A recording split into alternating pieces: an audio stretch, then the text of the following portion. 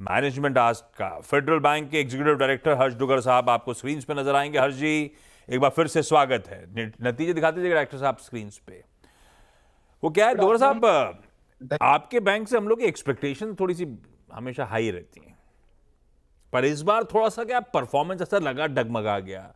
वो market expectations को bank meet नहीं कर पाया, जब हम लोग आमतौर पे बीट एक्सपेक्ट करते हैं। पहले इंटरनल्स पे आता हूं Harsh ji. Asset quality Q on Q improve हुई, gross NPA net NPA sequentially reduce हुए, पर ऐसा लग रहा है उसको देख के कि वो लार्जली ऑप्टिक्स है, क्योंकि fresh slippages Q on Q थोड़े से स्पाइक हुए हैं, स्लिपेज रेशियो थोड़ा सा स्वेल करता हुआ नजर आया है। क्यों ऐसा? इंटरनल थोड़े से चैलेंजिंग हो रहे हैं क्या? मैं आपको थोड़ा पूरा चीज कवर कर लेता हूँ। आवाज हाँ, आ रही है मेरी क्लियर? हाँ। बिल्कुल क्लियर सर। तो अगर आप देखेंगे हमारा जो जीएनपीए है has been a record low. हाँ, 10 साल का अगर आप रिकॉर्ड देखेंगे 40 क्वार्टर के पिछले 40 क्वार्टर में, तो ये 1.95% है, डिकेडल लो जो हम बोलते हैं उसमें है। और जो हमारा नेट एनपीए है it is at 49 basis points, 50 basis point से भी नीचे आ गया है। अगर आप हमारा ये हमने जो किया है, हमने I just want to clarify, जो हमने ये एक्सेलरेटेड प्रोविजनिंग जो की है हमारे स्कीमेटिक एडवांसेस में, जो लार्जली कवर करता है हमारे unsecured loans, basically personal loan, micro finance and credit cards.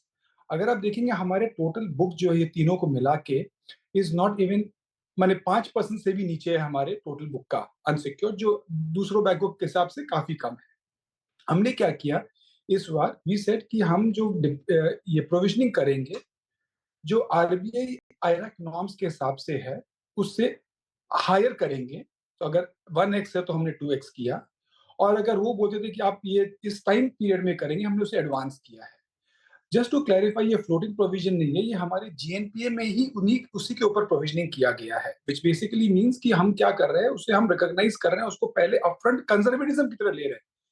लेकिन अगर आप हमारा स्लिपेजेस रेशियो देखते हैं उसमें कहीं कहीं फर्क नहीं आया है हमारा। इट वाज इनफैक्ट, अगर ये हमने प्रोविजनिंग नहीं की होती जो आप बोल रहे हैं स्ट्रीट एस्टिमेट्स को बीट करना, तो ये हमारा रिकॉर्ड क्वार्टर होता पैट के हिसाब से भी। जो 955 करोड़ जो आप दिखा रहे हैं वो डेफिनेटली हमारा रिकॉर्ड हाई होता इस साल भी, बिकॉज अगर आप जोड़ेंगे 292 करोड़ को और उस पर टैक्स एडजस्ट करके करेंगे तो भी काफी बढ़ोतरी होगी। तो from an asset quality point of view हमारे माइक्रो फाइनेंस पोर्टफोलियो में और अनसिक्योर्ड में थोड़ा स्ट्रेस डेफिनेटली बढ़ा है, विच इज जो सेक्टर में हो रहा है वो हो रहा है। बट सेक्टर के हिसाब से जो हमारा जो एनपीए एमएफआई में है वो सेक्टरल एवरेजेस से मच मच लोअर है और अंडर कंट्रोल है। हैज स्ट्रेस तो फिर इंक्रीज, हैज स्ट्रेस तो फिर increased क्यों from क्यों Q1 to Q2 to हाँ, Q3? Answer is yes.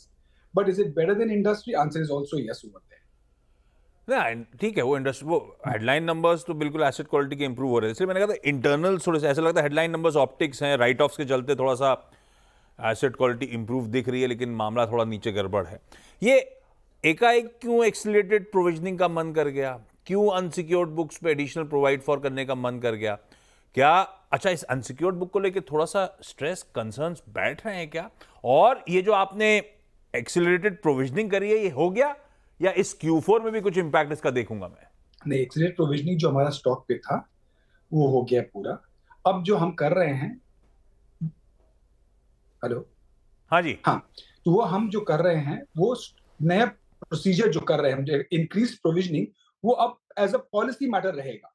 तो हमारा जो स्टॉक का था जो हमको करना था वो हमने कंप्लीट कर दिया, उसमें अब कोई आगे के क्वार्टर्स में उसका इम्पैक्ट नहीं आएगा। बट हम कंटिन्यू करेंगे इस कंजर्वेटिज्म को आगे तक। तो अगर हमारा कोई फ्रेश रिलीज Q3 में भी हुआ तो हम उसको इंक्रीज लेंगे। बट इसमें एडवांटेज क्या हो रहा है कि जो हमें अगले साल 3 महीने या 3 क्वार्टर के बाद लगता, वो हमने एडवांस में लिया। तो उस हिसाब से वी आर रिकॉग्नाइजिंग कि अगर हमारे को स्ट्रेस हो सकता है, उसकी हमने ज्यादा प्रोविजनिंग अभी की है, and this is in line with the best in the industry. So this is nothing but a more conservative step in terms of making provisions on existing GNPA. हम ये anticipate नहीं कर रहे हैं कि GNPA बढ़ेगा। थोड़ा हमारे MFI बुक में there's still more stress left. Q4 बोल रहे हैं probably Q4 and Q1 में bottom out हो जाएगा, which is what we are also expecting. पर उसके अलावा कोई ओके, हमारे कोई खास स्ट्रेस है वैसा कुछ भी नहीं है। हम जो गाइड कर रहे हैं क्रेडिट कॉस्ट का, वही 40 और 45 बेसिस पॉइंट में जो हमने पहले भी किया था वही हम गाइड कर रहे हैं, तो उसमें कोई चेंज नहीं है। ये खाली एक्स्ट्रा प्रोविजनिंग है स्ट्रेंथनिंग ऑफ द कैपिटल है, बफर्स बनाए गए। इस बीच मारुति सुजुकी के आज 3 निफ्टी के नंबर्स आने, पहला आ गया मारुति सुजुकी। जो आवाज अनुमान थे एग्जैक्टली इन लाइन नंबर्स हैं। जैसे कि रेवेन्यूज के नंबर्स जो कैलकुलेट करके रखे थे हमने, वो 38,500 करोड़ रुपीस के, 38,492 प्रिसाइसली वही लेवल्स पे रेवेन्यूज आए। और प्रॉफिटेबिलिटी का नंबर 3540 करोड़ की एक्सपेक्टेशन के सामने 3525 करोड़ रुपीस के आसपास। तो मेरे ख्याल से हेडलाइन नंबर्स तो एग्जैक्टली इन लाइन जो सीएनबीसी आवाज मोटा मोटी एस्टिमेट करके बैठा हुआ था। हाँ, कुछ पोल्स के हिसाब से प्रॉफिटेबिलिटी का नंबर आपको थोड़ा सा शेड बेहतर नजर आएगा, पर आवाज पे एकदम खरा उतरता हुआ। मेरे को जरा सा मार्जिन प्रोफाइल 4470 करोड़ रुपीस का इबीटा आया है, 4470 और 4380 करोड़ रुपीस हमारी एक्सपेक्टेशंस थी। मार्जिन के नंबर्स हमारे एक्सपेक्टेशन से बेहतर हैं भाई साहब। 4380 करोड़ के सामने मार्जिन्स बेहतर आए। 11.6% के आसपास कैलकुलेट करेंगे तो मार्जिन्स बैठ रहे हैं। 11.3% आवाज अनुमान था। तो हम एक्सपेक्ट कर रहे थे ईयर ऑन ईयर करीब 40 बेसिस पॉइंट्स मार्जिन कॉन्ट्रैक्ट होंगे। मार्जिन्स लार्जली स्टेबल है, शायद ज़्यादा से ज़्यादा 10 बेसिस पॉइंट्स के आसपास ही ठंडे पड़े। नंबर्स शेड बेहतर या largely in line, operationally performance थोड़ा सा बेहतर आपको नजर आएगा।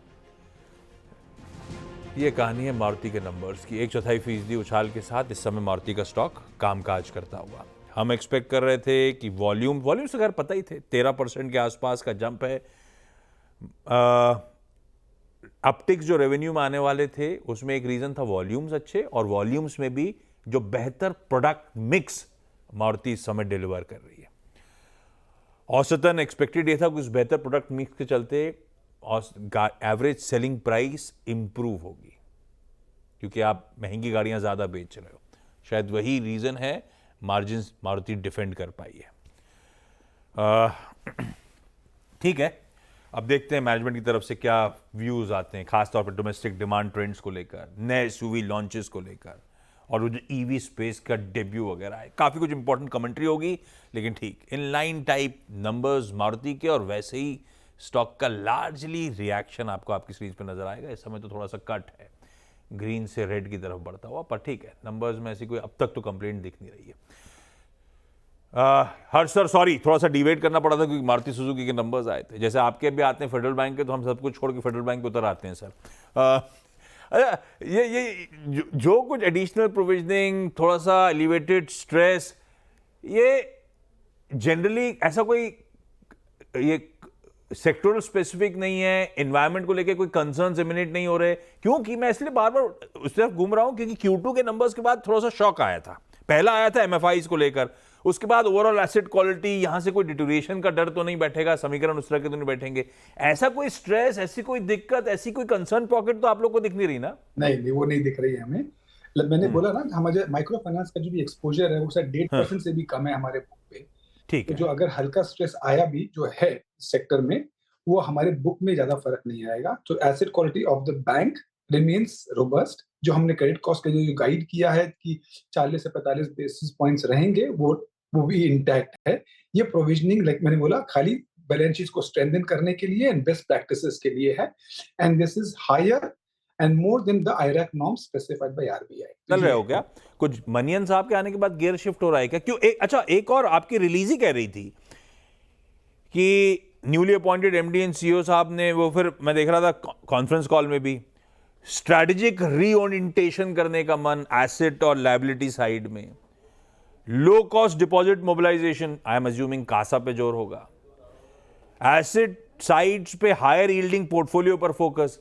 तो हायर यील्डिंग पोर्टफोलियो मतलब अनसिक्योर्ड की तरफ जाने का मन हो रहा है क्या एग्रेसिवली, जिसको आप प्रोवाइड फॉर कर रहे हो? नहीं, तो मैं बताता हूँ आपको, हमारा हाई मार्जिन बिजनेसेस में थोड़ा बहुत अनसिक्योर्ड है, बट उसके अलावा भी जैसे कमर्शियल व्हीकल बिजनेस है, वो सिक्योर्ड बिजनेस है, उसको हम बढ़ाएंगे। MSME बिजनेस है जो टुडे आज हमारी कमर्शियल बैंकिंग और बिजनेस बैंकिंग की जो बुक है वो 44,000 करोड़ के आसपास, हम उसको बढ़ाएंगे। तो ये उस पर क्लियर फोकस, जो हमारे जो medium and high margin businesses है उस पर डेफिनेटली फोकस रहेगा। कमर्शियल व्हीकल तो उसमें यूज कमर्शियल व्हीकल पे ज्यादा फोकस रहेगा। अगर कॉर्पोरेट बैंकिंग है तो उसमें हम डीपर ज्योग्राफीज में फोकस करेंगे ताकि हमारी जो यील्ड अपटेक है वो बेटर हो। तो this is how we are doing a strategic reorientation where assets are concern. Liability में डेफिनेटली जैसे आपने कहा था कासा पे फोकस रहेगा और कासा से ज्यादा का पे फोकस रहेगा, बिकॉज का जो हमारा है वो 6% का है। एंड अगर आप इंडस्ट्री एवरेज देखेंगे जो बेटर बैंक्स है प्राइवेट सेक्टर के उनके 12% के आसपास है। तो क्लियर फोकस रहेगा कि का को हम कैसे बढ़ा सके, तो उस पर रहेगा। का कैसे बढ़ेगा वो है आपके मोर प्रोडक्ट्स जो आप सेल कर पाते हैं, बिकॉज अगर आप ट्रांजैक्शन बैंकर रहेंगे तभी आपको काम मिलेगा, और जितना डिजिटली ऑन बोर्ड करेंगे कस्टमर को उतना ज्यादा बढ़ेगा। तो this is what the target is जो हमारा कासा पे जोड़ है और इस बार कासा से ज्यादा का पे जोड़ है, क्योंकि अगर आप नेम इम्प्रूवमेंट करेंगे तो दो चीज पे फर्क करना होता है, एक तो यील्ड्स जो आप पूछ लिए और दूसरा कॉस्ट ऑफ फंड्स। तो अगर कॉस्ट ऑफ फंड्स नहीं कम करेंगे तो नेम आएगा नहीं। थोड़ा समय गड़बड़ा गया, नहीं थोड़ा सा business momentum, deposit advances sequential ठंडे पड़े थे, लेकिन वो किसी और दिन के लिए discussion. Harsh sir, thank you so much आज जोड़ने के लिए। क्विकली थोड़ा सा ब्रेक के